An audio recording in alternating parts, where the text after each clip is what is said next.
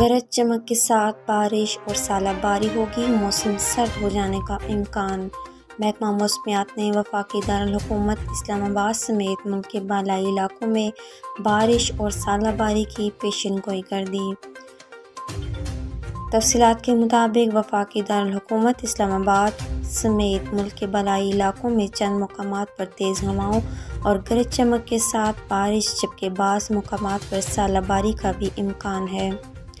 महकमा मौसमियात के मुताबिक जुमेरात को मुल्क के बेशतर इलाकों में मौसम खुश्क, जबकि वस्ती व जनूबी इलाकों में गर्म रहेगा।